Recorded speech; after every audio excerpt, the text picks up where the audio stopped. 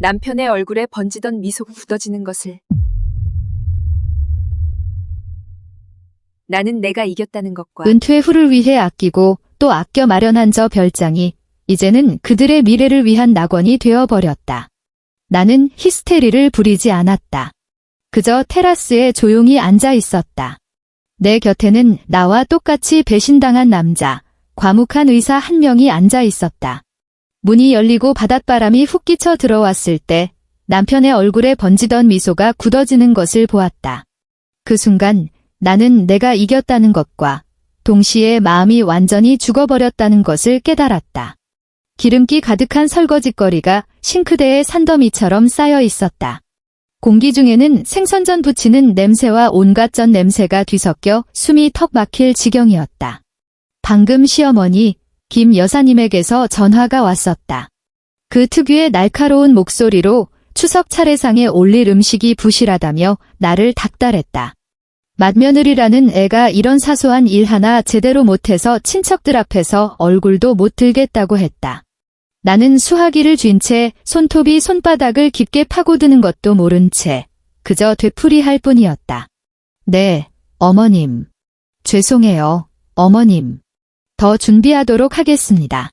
전화를 끊고 찬물에 불어 하얗게 쭈글쭈글해진 내 손을 내려다보자니 문득 헛웃음이 났다. 최선영, 이게 내가 원했던 결혼 생활이니? 지칠 줄 모르는 파출부처럼 이곳 일산의 아파트에 갇혀 장씨 집안을 위해 봉사하는 산말이야. 내 남편 장태주는 광화문이 번듯한 회사에서 과장으로 일한다. 남들이 보기에는 우린 완벽한 모범 가정이었다. 잘나가는 남편, 상냥하고 현명한 아내, 그리고 귀여운 아들까지. 하지만 이 화려해 보이는 집이 내게는 그저 거대한 감옥일 뿐이라는 사실은 나 자신만이 알고 있었다. 결혼 10년, 사랑이 대체 어떤 맛이었는지 나는 이미 잊어버린 지 오래였다. 태준의 귀가 시간은 점점 늦어졌고 그의 몸에서 풍기는 낯선 향수 냄새는 점점 짙어졌다. 그는 더 이상 나를 바라보지 않았다. 한 침대를 쓰면서도 마치 차가운 은하수를 사이에 둔 것처럼 멀게만 느껴졌다. 그는 습관적으로 미간을 찌푸리며 내가 한 음식이 짜다거나 바닥이 더럽다고 트집을 잡았다. 그는 내게 월급 통장을 맡겼지만 생활비 하나하나를 따져 물으며 나를 정신적으로 옥죄어왔다. 마치 내가 쓰는 돈 한 푼 한 푼이 자신의 고된 노동에 대한 모독이라도 되는 것처럼. 선영아, 하루 종일 집에 있으면서 애 하나 제대로 못 보니? 민준이 이번 시험 성적 또 떨어졌잖아. 내 셔츠 다려놓으라고 했을 텐데? 내일 중요한 고객 만나야 한다고. 또 뭐 샀어? 전업주부가 옷이 그렇게 많이 필요해? 그 말들은 무딘 칼날이 되어 하루하루 내 자존심을 난도질했다. 한때 나는 대학 캠퍼스에서 반짝반짝 빛나던 최선영이었고 부모님의 손안에 든 보물이었다. 하지만 지금의 나는 그저 장태준의 아내, 민준의 엄마, 장씨 집안의 맏며느리일 뿐이었다. 내 이름, 내 꿈, 나의 모든 것이 그 역할들 아래 닳고 닳아 빛을 잃어갔다. 나의 유일한 위안은 강릉 바닷가의 하얀 별장이었다. 부모님이 남겨주신 유산으로 모두에게 비밀로 하고 사둔 곳이었다. 태준에게는 먼 친척이 휴가 때 쓰라고 빌려준 곳이라고 둘러댔다. 그곳은 나의 성역이자 나의 피난처였다. 매년 여름 나는 아들 민준을 데리고 그곳에서 일주일을 보냈다. 그곳에서 나는 아무것도 하지 않고 그저 테라스에 앉아 파도 소리를 들으며 다시 자유로운 최선영으로 돌아간 듯한 기분을 느낄 수 있었다. 그곳에는 시어머니의 잔소리도 남편의 냉대도 없었다. 오직 바닷바람과 자유만이 존재했다. 그래서 그 문자를 발견했을 때 온 세상이 무너져 내리는 것 같았다. 그날 밤 태주는 잔뜩 취해서 돌아와 소파에 핸드폰을 아무렇게나 던져두었다. 그가 샤워를 하는 동안 액정이 반짝이며 새 메시지 알림이 떴다. 그저 무심코 곁눈질했을 뿐인데 심장이 보이지 않는 손에 꽉 움켜쥐어져 그대로 멎어버리는 것 같았다. 발신인은 사랑스러운 지연이었다. 메시지 내용은 이랬다. 오빠, 우리 다음 주 강릉 여행 너무 기다려져요. 그 별장 엄청 예쁘다면서요? 우리 둘만 있을 생각하니까 너무 설레요. 강릉, 별장, 나의 성역, 나의 도피처. 그가, 장태준이 다른 여자를 데리고 오직 나만의 그곳에 가려 하고 있었다. 분노보다는 뼛속까지 시린 냉기만이 느껴졌다. 나는 그의 핸드폰을 집어들었다. 손이 떨려 몇 번이나 실패한 끝에 잠금을 풀었다. 비밀번호는 우리의 결혼기념일이었다. 이 얼마나 지독한 아이러니인가. 나는 사랑스러운 지연과의 대화창을 열고 위로 스크롤을 올렸다. 차마 눈 뜨고 볼 수 없는 시시덕거림, 달콤한 애칭. 내게는 단 한 번도 해준 적 없는 사랑의 속삭임들이 수천 개의 불에 달군 바늘이 되어 내 눈과 심장을 찔러댔다. 그들의 함께 찍은 사진을 보았다. 임지연이라는 여자는 젊었고 찬란하고 의기양양하게 웃고 있었다. 그녀는 태준의 팔짱을 낀 채 그의 어깨에 다정하게 머리를 기대고 있었다. 배경은 그들 회사 아래층의 카페였다. 그녀는 그의 부하 직원이었다. 이 얼마나 진부하고 역겨운 막장 드라마인가. 나는 울지 않았다. 눈물 한 방울 나오지 않았다. 그저 차가운 바닥에 주저앉아 온몸에 피가 얼어붙을 때까지 그 사진과 메시지들을 몇 번이고 되뇌어 읽을 뿐이었다. 머릿속에는 단 하나의 생각만이 맴돌았다. 이대로는 안 돼, 얘 절대로. 나는 미친 사람처럼 인터넷에 김지연이라는 이름과 그녀의 회사 정보를 조합해 검색하기 시작했다. 금세 그녀의 SNS 계정을 찾아냈다. 그녀의 계정은 행복한 일상으로 가득했다. 온화해 보이는 남편과 우리 민준이 또래의 딸이 있었다. 사진 속에서 그녀의 남편은 딸을 안고 너무나 다정하게 웃고 있었다. 심장이 날카롭게 찔리는 듯한 통증을 느꼈다. 나 자신 때문만이 아니었다. 이 모든 사실을 모른 채 살아가고 있을 그 남자와 귀여운 아이 때문이기도 했다. 나는 그 남자의 연락처를 찾아냈다. 그의 이름은 차우진, 소아과 의사였다. 내 손가락은 통화 버튼 위에서 한참을 머물렀다.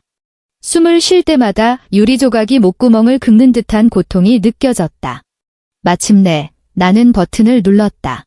전화가 연결되고 이에 바르고 부드러운 남자의 목소리가 들려왔다. 여보세요. 차우진입니다. 내 목소리는 사포처럼 바싹 말라 있었다. 안녕하세요. 차우진 선생님. 저는 최선영이라고 합니다. 드릴 말씀이 있어서요. 선생님의 아내 임지연 씨와 제 남편 장태준 씨에 대해서요. 전화기 너머로 긴 침묵이 흘렀다. 그 어떤 질문보다도 가슴을 후벼 파는 침묵이었다. 나는 상상할 수 있었다. 전화기 반대편에서 나와 똑같이 아무것도 모른 채 속아왔던 한 무고한 사람의 세상이 바로 이 순간 와르르 무너져 내리고 있다는 것을. 한참 후에야 그가 극도로 억눌린 목소리로 말했다. 알겠습니다. 어디서 뵙죠? 우리는 인적이 드문 카페에서 만나기로 했다. 나는 그를 보자마자 한눈에 알아보았다. 그는 사진보다 더 초췌해 보였고 눈 밑에는 깊은 피로가 서려 있었지만 여전히 몸에 밴 품위와 교양을 잃지 않고 있었다. 그는 깔끔하게 다려진 흰 셔츠를 입고 있었다. 내게 고함이나 치던 내 남편과는 전혀 다른 모습이었다. 우리는 마주보고 앉았지만 누구도 먼저 입을 열지 않았다. 커피 향조차 이 얼어붙은 공기를 데우지 못했다. 결국 침묵을 깬 것은 나였다. 나는 내 핸드폰을 그의 앞으로 밀었다. 화면에는 태준과 임지연의 대화 내용이 떠 있었다. 그는 시선을 떨구고 조용히 화면을 들여다보았다. 커피잔을 쥔 그의 손가락 마디마디가 하얗게 질려 있었다. 그의 어깨가 미세하게 떨렸지만 그는 아무 소리도 내지 않았다. 다 읽고 난 후 그는 눈을 감고 깊은 숨을 들이마셨다. 다시 눈을 떴을 때 그의 눈에 담겨있던 고통은 차가운 평온으로 바뀌어 있었다. 알려주셔서 감사합니다.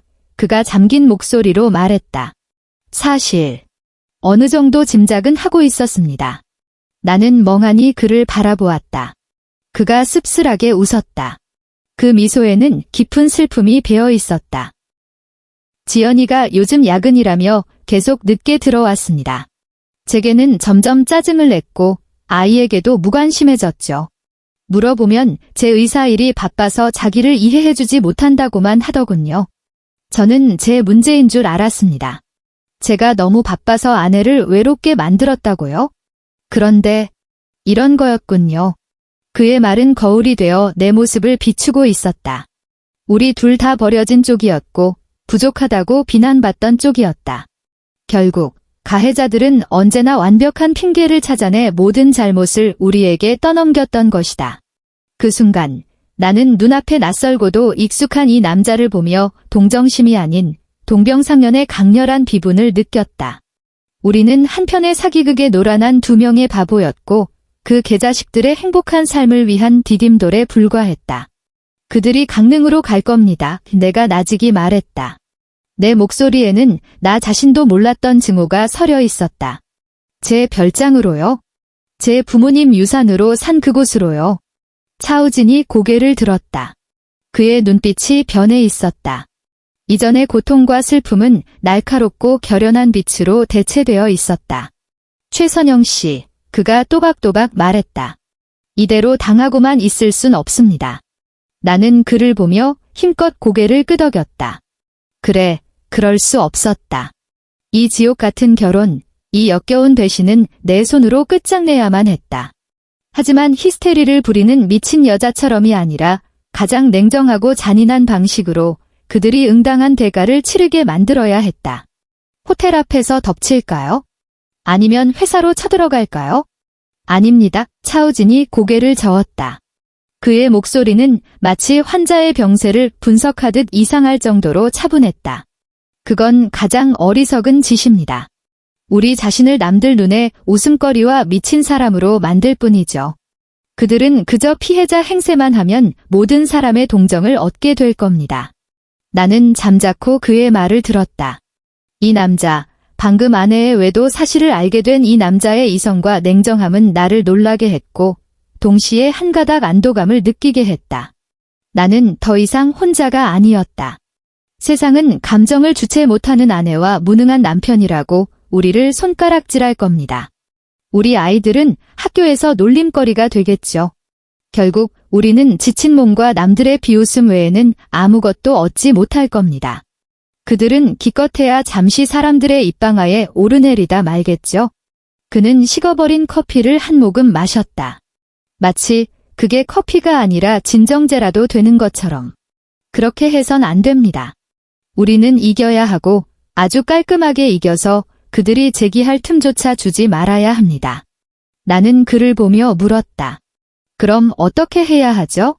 현장으로 가는 겁니다. 그의 눈빛이 외과 의사의 메스처럼 정확하고 차갑게 빛났다. 당신의 별장으로요? 그들이 가장 방심하고 가장 행복에 겨워 있을 때 치명타를 날리는 겁니다. 우리는 소리치거나 몸싸움을 할 필요가 없습니다. 그저 그곳에 앉아 있기만 하면 됩니다. 그들이 스스로 우리가 쳐놓은 거미줄로 걸어 들어오게 만드는 거죠. 동시에 모든 법적 서류를 준비해서 현장에서 모든 걸 해결해야 합니다. 이혼 합의서, 재산 분할 협의서, 양육권, 모든 것을 그날, 그곳에서 단번에 끝내는 겁니다. 그의 계획은 내 머리를 강타했다. 그래, 이것이야말로 가장 지독한 복수였다. 순간적인 감정의 폭발이 아니라 법과 현실에 기반한 치밀하게 계획된 포위 공격. 그들을 천국의 꼭대기에서 지옥의 나락으로 단숨에 떨어뜨리는 것. 아주 유능한 이혼 전문 변호사를 압니다. 차우진이 말을 이었다. 내일 당장 찾아가서 상담하죠. 모든 증거를 정리해야 합니다. 대화 기록, 사진, 그리고 더 많은 증거가 필요합니다. 현장의 증거요. 알겠습니다. 이나는 고개를 끄덕였다. 절망과 고통으로 꽉 막혔던 가슴에 그의 몇 마디 말이 차갑지만 또렷한 공기가 스며드는 길을 터준 것 같았다. 그들은 다음 주 금요일에 출발하기로 했어요. 우리는 목요일에 미리 가 있도록 하죠. 이후 며칠간 나와 차우진은 비밀스러운 전우처럼 긴박하게 준비를 시작했다. 우리는 함께 김 변호사를 만났다. 김 변호사는 매우 노련해 보이는 중년 여성이었다. 그녀는 우리의 이야기를 듣고 냉정하게 모든 상황을 분석한 뒤 우리를 위해 가혹하지만 완벽하게 합법적인 이혼 합의서를 작성해 주었다. 합의서의 핵심은 유책 배우자인 장태준과 임지연이 빈손으로 나가야 한다는 것이었다. 우리 측 변호사는 혼인 기간 중 형성된 주요 재산, 예를 들어 우리가 살고 있는 전세 아파트의 보증금 대부분이 나의 혼전 재산과 부모님의 지원에서 나왔다는 점을 주장할 것이었다.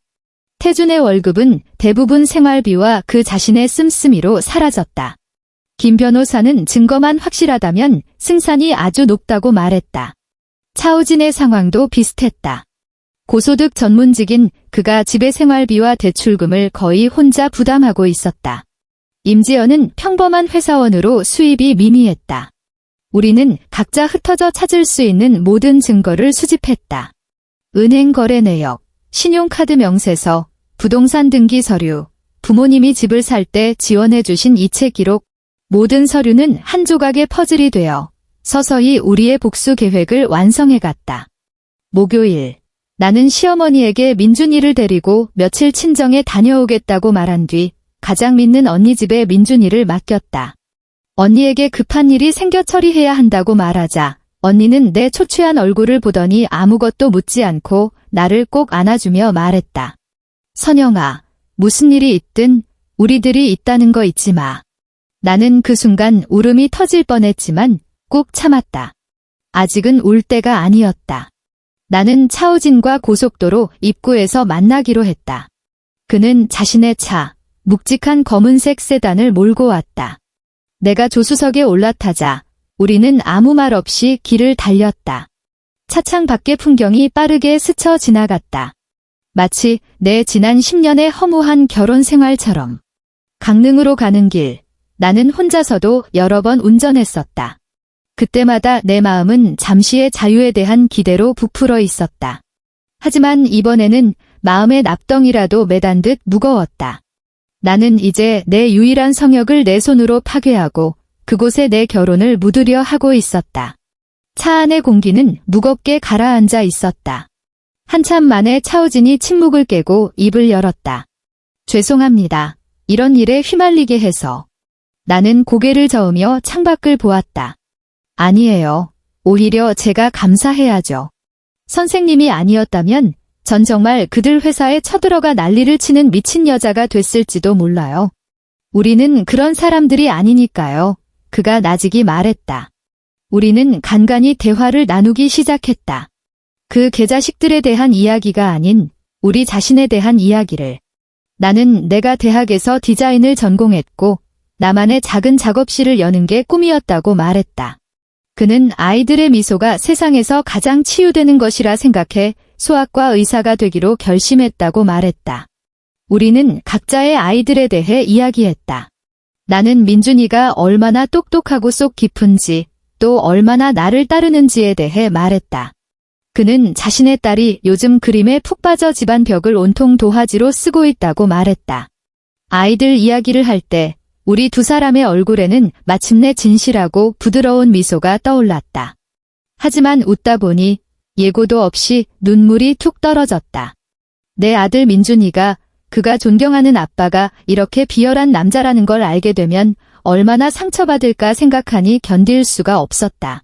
차우진은 말없이 내게 휴지를 건넸다. 어떤 위로의 말도 하지 않았다. 그저 차의 속도를 늦추며 나지막이 말했다. 울고 싶으면 우세요. 오늘이 지나면 우리는 다시는 그럴 가치도 없는 사람들 때문에 눈물 흘리지 않을 겁니다. 그의 말은 내 감정의 수문을 여는 열쇠 같았다. 나는 더 이상 억누르지 않고 그동안 쌓였던 서러움, 상처, 분노, 억울함을 눈물과 함께 쏟아냈다. 나는 내 쓰러져간 청춘을 위해 울었고 잘못 바친 10년을 위해 울었고 더럽혀진 나의 성역을 위해 울었다. 차우진은 그저 조용히 운전을 하며 내 옆에서 내가 무너지는 것을 지켜봐 주었다. 그는 나를 방해하지도 판단하지도 않았다. 그렇게 그는 내가 마음껏 감정을 쏟아낼 수 있는 공간을 내어주었다. 그 좁은 차 안에서 배신당한 우리 두 영혼은 처음으로 동료로부터의 소리 없는 지지를 느꼈다. 우리는 전우였고 동맹이었으며 마치 잔혹한 해난 사고에서 같은 부유물을 붙잡고 살아남으려 발버둥치는 생존자들과 같았다. 한참을 울고 나니 마음을 짓누르던 거대한 돌덩이가 조금은 치워진 기분이었다. 나는 눈물을 닦고 잠겼지만 단호한 목소리로 그에게 말했다. 이제 괜찮아요. 그가 고개를 끄덕였다. 차는 이미 강릉 시내로 접어들고 있었다. 곧 익숙한 하얀 별장이 눈앞에 나타났다. 그것은 바닷가에 조용히 서서 석양비들 바다 그림처럼 아름다웠다. 나는 이곳에서 늙어갈 때까지 평안한 노후를 보낼 거라 생각했었다. 하지만 이제 나는 이곳을 내 손으로 심판의 장으로 만들어야 했다. 우리가 문을 열자 집안은 내가 마지막으로 떠났을 때와 똑같이 깨끗하고 정돈되어 있었고 온통 나의 흔적으로 가득했다. 나는 테라스로 걸어가 멀리 반짝이는 바다를 바라보았다. 바닷바람이 내 긴 머리를 흩날렸다. 이곳은 한때 내 상처를 치유하는 곳이었지만 내일은 내 싸움의 요새가 될 것이다. 차우진이 차에서 작은 도구 가방을 가져왔다. 안에는 향초 디퓨저나 충전기처럼 위장한 소형 녹음기와 카메라들이 들어 있었다. 우리는 함께 냉정하고 신속하게 그것들을 거실의 가장 눈에 띄지 않는 구석에 설치했다. 이건 실시간으로 우리 핸드폰으로 전송될 겁니다. 그가 장비를 조작하며 고개도 들지 않고 말했다. 김 변호사 말이 그들이 부정한 관계를 인정하고 당신의 재산을 가로채려는 대화를 녹음할 수만 있다면 우리 승산이 훨씬 커진다고 했습니다. 나는 그의 집중하는 옆모습을 보며 문득 가슴속에 따뜻한 기운이 차오르는 것을 느꼈다. 이 세상에는 정말로 당신이 가장 절망적일 때 손을 내밀어주는 사람이 존재하는구나. 비록 그 자신도 똑같은 심연에 빠져 있을지라도. 밤에 우리는 불을 켜지 않고 어두운 거실에 앉아 있었다. 밖에서는 오직 파도 소리와 바람 소리만이 들려왔다. 우리는 밥도 먹지 않았고 말도 하지 않았다. 우리는 기다렸다. 동이 트기를, 그리고 심판의 순간이 오기를. 온전히 내 공간인 이곳에서 거의 낯선 남자와 함께 각자의 배우자가 바람피우는 현장을 덮치기 위해 기다리고 있다니. 이 모든 것이 너무나 황당했지만 동시에 너무나 현실적이었다. 나는 눈을 감았다. 곧 전장으로 나아갈 병사처럼 마음은 두려움으로 가득했지만 그보다 더 큰 것은 파부침주의 결이었다. 장태준, 임지연, 너희들의 마지막 날이 곧 다가온다. 다음 날 오후, 나와 차우진은 테라스의 등나무 의자에 앉아 있었다. 우리 앞 탁자에는 이미 식어버린 녹차 2잔이 놓여 있었다. 바닷바람이 짭짤한 습기를 머금고 우리 뺨을 스쳤지만 우리 중 누구도 그 상쾌함을 느낄 여유가 없었다. 우리의 귀는 레이더처럼 별장 밖의 아주 작은 소리 하나까지도 포착하려 애썼다. 마침내 멀리서부터 다가오는 자동차 엔진 소리가 들렸고 이어서 차 문이 쾅 하고 닫히는 소리가 났다. 심장이 순간 멎었다가 이내 차가운 평정을 되찾았다. 왔다. 탁자 위에 놓인 내 핸드폰 화면이 반짝였다. 차우진이 설치한 몰래카메라가 전송하는 실시간 영상이었다. 나는 장태준, 내 남편이 만면의 봄바람을 머금고 운전석에서 내리는 것을 보았다. 그는 곧장 반대편으로 돌아가 임지연을 위해 차 문을 열어주었다. 임지연은 예쁜 원피스를 입고 마치 사랑받는 공주님처럼 차에서 내렸다. 그녀는 과장되게 양팔을 벌리고 숨을 깊게 들이마시더니 내가 한 번도 들어본 적 없는 느끼하고 간드러지는 목소리로 말했다. 와, 태준 오빠. 여기 공기 진짜 좋다. 이게 오빠 별장이야? 대박. 속에서 역겨움이 치밀어 올랐다. 장태준은 의기양양하게 그녀의 허리를 감싸 안으며 웃었다. 마음에 들어? 이제부터 여기가 우리 집이 될 거야. 정말요? 임지연이 놀라 소리치며 까치발을 들어 그의 뺨에 입을 맞췄다. 태준 오빠 최고. 사랑해요. 빨리 들어가서 구경시켜줘요. 나는 핸드폰 화면에 펼쳐지는 이 역겨운 장면을 보며 찻잔을 쥔 손가락 마디가 으스러지도록 힘을 주었다. 차우진이 나를 힐끗 쳐다봤다. 그의 눈빛은 깊고 평온했다. 마치 소리 없이 내게 말하는 것 같았다. 침착해요. 문이 철컥 소리를 내며 열리고 바닷바람이 순식간에 집 안으로 쏟아져 들어와 거실 커튼을 흩날렸다. 장태준과 임지연은 웃고 떠들며 안으로 들어섰다. 그들의 목소리는 곧 펼쳐질 둘만의 세계에 대한 기대와 흥분으로 가득 차 있었다. 와, 아내도 진짜 예쁘다. 선영, 아니, 전 부인 취향이 꽤 괜찮았네. 임지연의 목소리에는 조금도 숨기지 않는 경멸과 승리자의 의기양양함이 묻어 있었다. 무슨 전 부인이야. 아직은 내 아내지. 장태준의 말투는 무심하기 짝이 없었다. 그래도 곧 그렇게 될 거야. 이번에 돌아가면 바로 모든 걸 터놓고 이야기할 거야. 이 집, 그리고 서울에 있는 우리 아파트, 전부 내 거가 돼야지.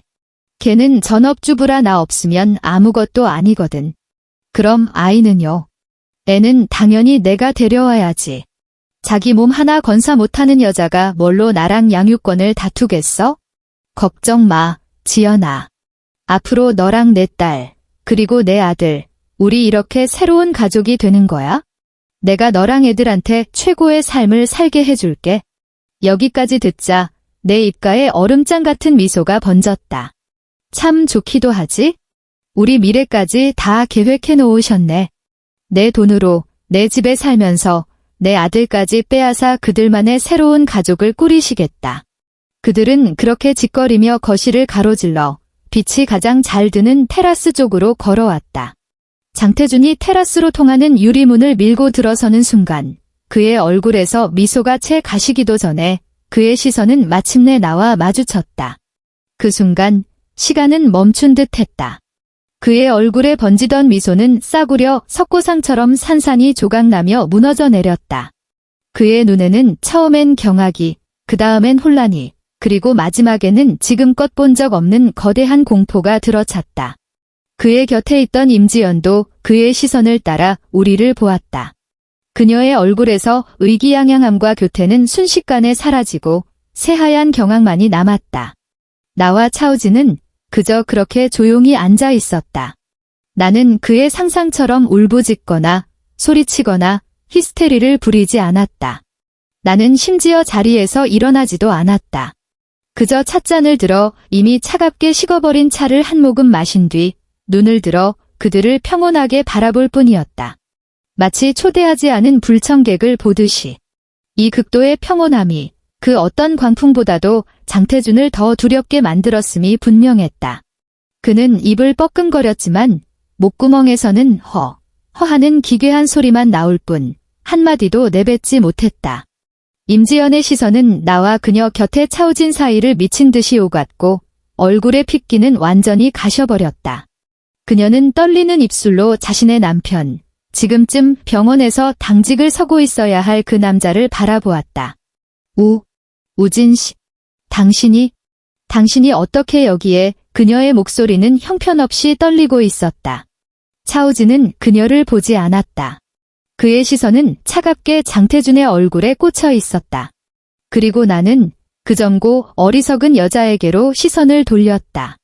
나는 천천히 자리에서 일어나 임지연의 앞으로 걸어갔다. 그녀는 놀란 토끼처럼 무의식적으로 한 걸음 물러섰다. 나는 공포로 일그러진 그녀의 얼굴을 보며 거의 다정하기까지 하지만 끝없는 조롱이 담긴 어조로 나지막이 입을 열었다. 똑똑히 봤어요, 임지연 씨. 그녀는 멍하니 나를 바라보았다. 나는 그녀 옆에 서서 이미 잿빛이 된 남자를 손가락으로 가리키며 또박또박 말했다. 이게 바로 당신이 고른 남자예요. 아내 집돈으로 겉모습이나 치장하고 조강지처와 자식을 내쫓은 뒤에 아내 재산까지 빼앗을 궁리나 하는 찌질한 인간. 그리고 나는 몸을 돌려 나의 10년 된 남편 장태준을 마주했다. 내가 한때 깊이 사랑했고 또 깊이 증오했던 그의 얼굴. 지금 그 얼굴에는 낭패와 공포만이 가득했다. 내 마음은 마른 우물처럼 더 이상 어떤 파문도 일지 않았다. 당신도 잘 봤어요. 장태준 씨, 내 목소리는 크지 않았지만 얼음송곳처럼 그의 심장을 정확히 찔렀다. 이게 바로 당신이 고른 여자예요. 당신을 위해 자신의 훌륭하고 다정한 남편과 귀여운 딸을 버린 여자. 당신은 가정을 쉽게 배신할 수 있는 사람의 사랑이 당신에게는 얼마나 지조 있을 거라고 생각해요. 진정한 사랑을 찾았다고 착각했겠죠. 사실 당신들 둘은 그저 쓰레기통에서 만난 두 마리의 이기적인 쓰레기일 뿐이라고요. 나는 말을 마치고 더 이상 그들을 쳐다보지도 않은 채 내 자리로 돌아와 다시 앉았다. 테라스 전체에는 세찬 바닷바람 소리와 두 개의 심장이 미친 듯이 뛰는 소리만이 가득했다. 나는 눈물 한 방울 흘리지 않았다. 내가 이곳에 서기로 결심한 그 순간부터 내 마음속에서 장태준을 깊이 사랑했던 최선영은 이미 죽었기 때문이다. 지금 여기에 서 있는 것은 그에게 핏값을 받으러 온 복수자일 뿐이었다. 장태준은 마침내 극도의 충격에서 벗어났다. 그는 내 앞으로 달려와 우는 것보다 더 보기 흉한 미소를 쥐어짜내며 내 손을 잡으려 했다. 선영아, 내 말 좀 들어봐. 이게 내가 생각하는 그런 게 아니야. 우리는 그냥. 나는 뒤로 몸을 피하며 그의 손길을 거부했다. 내 눈빛은 시베리아의 칼바람처럼 차가웠다. 그냥 내가 나직이 물었다. 그냥 내 별장에 와서 나를 어떻게 내쫓고 내 집과 내 아들을 빼앗을지 의논하고 있었던 거? 장태준, 당신이 방금 한 말 한마디 나와 차오진 선생님이 전부 똑똑히 들었어. 내 말은 그의 거짓된 평정을 무너뜨리는 마지막 지푸라기였다. 그의 얼굴이 파랗게 질리더니 다리에 힘이 풀려 그 자리에 주저앉을 뻔했다. 장태준 씨, 임지연 씨, 앉으시죠. 입을 연 것은 차오진이었다. 그의 목소리는 여전히 부드러웠지만 마치 의사가 환자 가족에게 사망 선고를 내리듯 거부할 수 없는 냉정과 권위가 서려 있었다. 그는 늘 지니고 다니던 서류 가방에서 이미 준비해둔 두 개의 서류철을 꺼내 테라스 탁자 위에 가볍게 올려놓았다. 그 하얀 종이 위에 검은 글씨들은 장태준과 임지연의 눈에는 마치 두 장의 저승사자 명부처럼 보였을 것이다. 이혼 합의서입니다. 차오진의 시선이 그들 둘을 훑고 지나 마침내 내 남편의 핏기 없는 얼굴에 멈췄다. 김 변호사님께서 저희가 제공한 상황에 맞춰 모든 조항을 작성해 두셨습니다. 굳이 법원까지 가서 시간을 낭비할 필요는 없다고 생각합니다. 여기서 서명하는 것이 우리 네 사람, 특히 아이들을 위해서 가장 좋은 선택일 겁니다. 장태준의 시선은 그 서류에 못 박힌 듯 고정되었다. 그의 몸은 가을바람에 떨리는 낙엽처럼 떨렸다. 그는 이 모든 것이 현실이라는 것을 믿을 수가 없었다. 자신이 꿈꾸던 비밀스러운 연애, 완벽하게 계획했던 미래가 이렇게 화창한 오후에 이토록 비참하고 철저한 방식으로 완전히 파괴되었다는 것을. 안 돼. 선영아, 난 동의 못해. 절대 이혼 못해. 그는 갑자기 미친 사람처럼 소리치며 마지막 발악을 했다. 차오진은 그의 절규를 무시했다. 그는 그저 자신의 핸드폰 재생 버튼을 눌렀을 뿐이다. 이 집, 그리고 서울에 있는 우리 아파트, 전부 내 거가 돼야지. 걔는 전업주부라 나 없으면 아무것도 아니거든. 장태준의 의기양양한 목소리가 핸드폰에서 선명하게 흘러나왔다. 한 글자 한 글자가 그의 뺨을 후려치는 소리 없는 따귀 같았다. 그의 고함은 뚝 그쳤고 온몸에서 뼈가 빠져나간 사람처럼 의자에 주저앉았다. 녹음만 있는 게 아닙니다. 차오진이 핸드폰을 끄며 수수용 메스처럼 차가운 목소리로 말했다. 지난 3개월간 당신과 임지연 씨의 모든 숙박 기록, 대화 기록 공증 서류, 그리고 당신이 가게 공동자금을 이용해서 이 사랑스러운 지연 씨에게 명품을 사준 신용카드 명세서도 있습니다. 장태준 씨, 만약 소송으로 가겠다고 고집하신다면 저희는 기꺼이 응해드리죠. 그렇게 되면 이 증거들은 법정뿐만 아니라 아마 당신이 일하는 광화문이 모든 동료들도 아주 즐겁게 구경하게 될 겁니다. 이 말은 낙타를 쓰러뜨린 마지막 지푸라기였다. 장태준은 알았다. 그는 끝났다.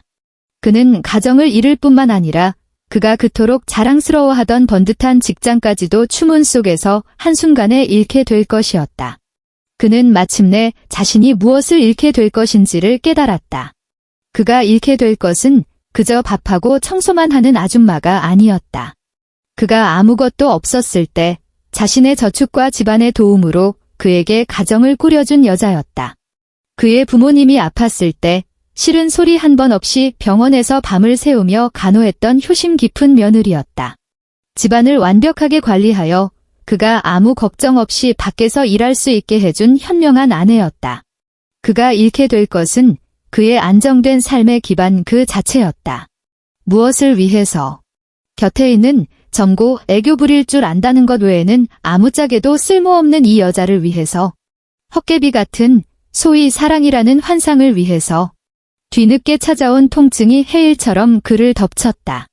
그의 얼굴에서 모든 핏기가 사라지고 입술을 파르르 떨며 나를 바라보았다. 그의 눈에는 후회와 애원이 가득했다. 선영, 여보, 내가 잘못했어. 정말 잘못했어. 그는 털썩 소리를 내며 내 앞에 무릎을 꿇고 내 바짓가랑이를 붙잡고 통곡했다. 한 번만, 딱 한 번만 용서해줘. 민준이를 봐서라도, 여보. 우리 이혼하면 안 돼. 민준이는 아빠가 없으면 안 된단 말이야. 애를 생각해, 애를. 아이. 그는 또다시 내 가장 부드러운 약점을 들춰내 나를 찔렀다. 지난 10년간 내가 그에게 조금이라도 불만을 표하거나 지치고 서러워할 때마다 그는 항상 아이를 위해서라는 내 글자로 나를 옭아매고 몇 번이고 나를 타협하고 인내하게 만들었다. 하지만 이번에는 달랐다. 나는 고개를 숙여 내 발치에 엎드려 눈물 콧물을 쏟으며 우는 이 남자를 내려다보았다. 내 마음에는 어떤 파문도 심지어 어떤 쾌감도 일지 않았다. 그저 끝없는 피로감과 혐오감만이 느껴졌다. 나는 부드럽지만 더없이 단호하게 그의 손에서 내 바짓가랑이를 빼냈다. 나는 그의 눈을 보며 그가 한 번도 들어본 적 없는 차갑고 낯선 목소리로 천천히 말했다. 아이. 내 입가에 처연한 미소가 걸렸다. 민준이 걱정은 안 해도 돼요? 이미 말했으니까. 장태준의 울음소리가 멎었다. 그는 멍하니 고개를 들어 나를 바라보았다. 나는 한 글자 한 글자, 가장 잔인한 판결을 그의 면전에 내던졌다. 민준이 아빠는 사고로 돌아가셨다고. 아주 먼 곳으로 가서 다시는 돌아오지 않을 거라고요? 장태준의 동공이 급격히 수축하며 얼굴에 믿을 수 없다는 경악이 떠올랐다. 그러니 장태준 씨, 나는 그를 내려다보며 마치 죽은 사람을 보듯 말했다. 내 아들에게 당신은 이미 죽은 사람이에요. 안 돼, 그는 절망적인 비명을 질렀다. 그 소리에는 진짜 뒤늦게 찾아온 고통이 가득했다. 나는 더 이상 그의 발작에 신경 쓰지 않았다. 나는 탁자 위에 펜을 들어 이미 속으로 수백 번은 더 읽었던 이혼 합의서에 내 이름을 썼다. 최선영. 나는 그 세 글자에 지난 10년간 쌓인 모든 힘을 눌러 담듯 꾹꾹 눌렀었다. 서명을 마친 후 나는 합의서를 그의 앞으로 밀었다. 서명해요. 이게 당신이 민준이를 위해 할 수 있는 마지막 일이에요. 적어도 아이에게 약간의 체면은 남겨줘요. 나중에 뉴스에서 자기 아버지가 간통과 재산 다툼으로 망신당하는 꼴을 보게 하지는 말아야죠. 차우진도 다른 합의서를 임지연의 앞으로 밀었다. 그 여자는 처음부터 끝까지 나무 인형처럼 멍하니 앉아 한마디도 하지 못했다. 그녀의 남편, 그녀가 한때 그토록 의지했던 남자는 지금 그녀를 보는 눈빛이 낯선 사람을 보는 것보다도 더 차가웠다. 그녀는 알았다. 그녀 역시 모든 것을 잃었다는 것을. 그녀의 가정, 그녀의 딸, 그녀의 안정된 삶이 이 별장에 발을 들인 그 순간 모두 물거품이 되어 사라졌다는 것을. 나와 차우진의 얼음장 같은 시선 아래 장태준과 임지연은 사형 선고를 받은 죄수처럼 떨리는 손으로 자신의 이름을 서명했다. 모든 것이 끝났다. 나는 자리에서 일어났다. 바닥에 무릎 꿇고 있는 장태준을 다시는 돌아보지 않았다. 나는 차우진과 시선을 마주쳤다. 서로의 눈에서 깊은 안도감과 슬픔이 뒤섞인 감정을 읽었다. 우리는 함께 테라스를 나섰고 이 더럽혀진 집을 빠져나왔다. 우리가 대문을 밀고 나서자 바깥에 찬란한 햇살과 신선한 바닷바람이 밀려 들어왔다. 나는 깊게 숨을 들이마셨다. 그건 내가 이혼 후 처음으로 마시는 자유의 공기였다. 등 뒤에서 장태준의 처절한 울부짖음과 임지연의 억눌린 흐느낌이 들려왔다. 그들은 자신들이 미래의 천국이라 믿었던, 그러나 이제는 그들의 인생을 묻어버린 지옥이 된 그곳에 남겨졌다. 나는 돌아보지 않았다. 단 한 걸음도.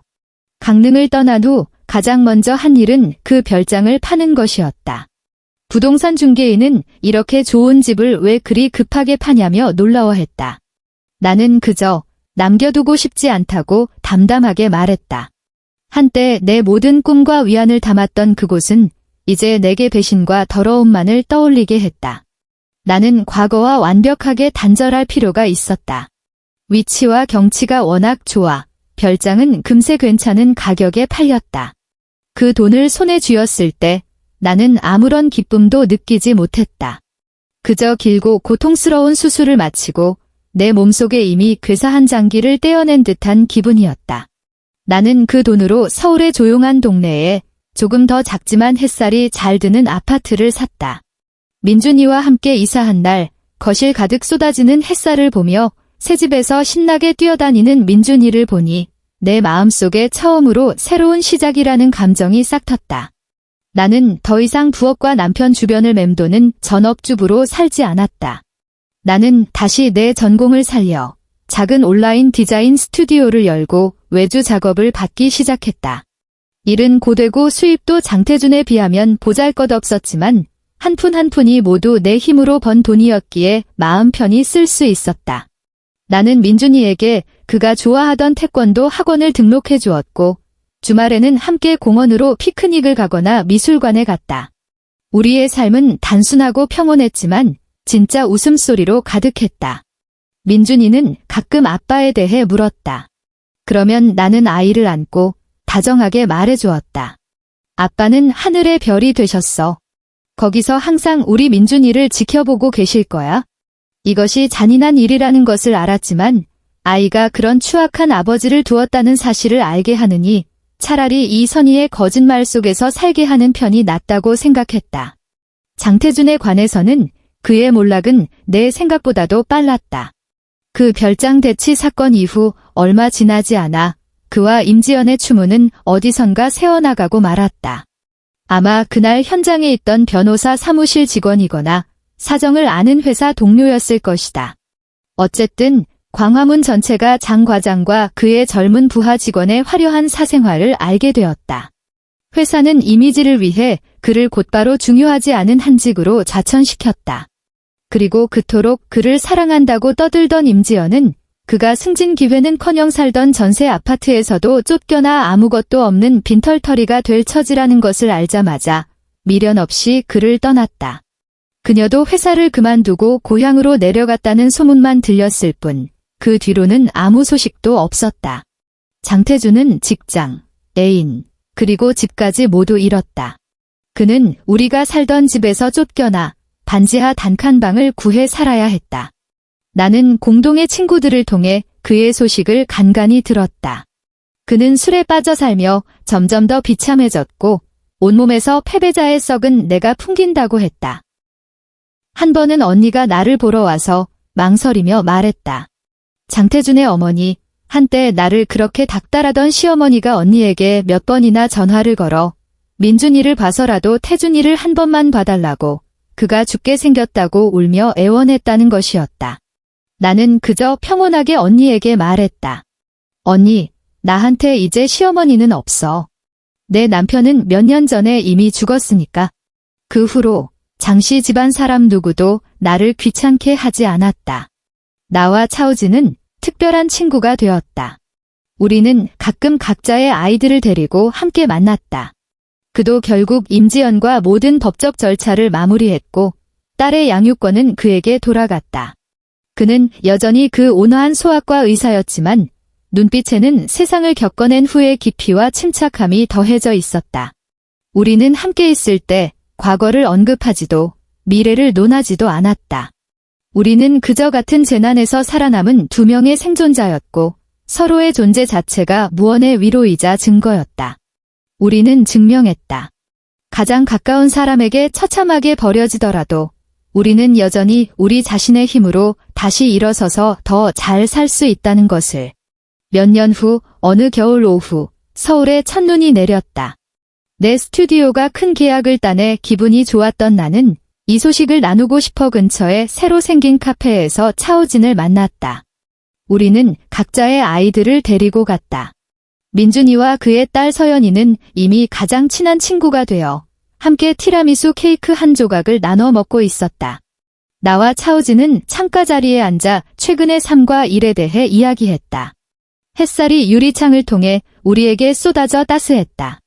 나는 스튜디오의 재미있는 일화들을 이야기하며 웃었고 그는 입가에 부드러운 미소를 띤 채 조용히 들어주었다.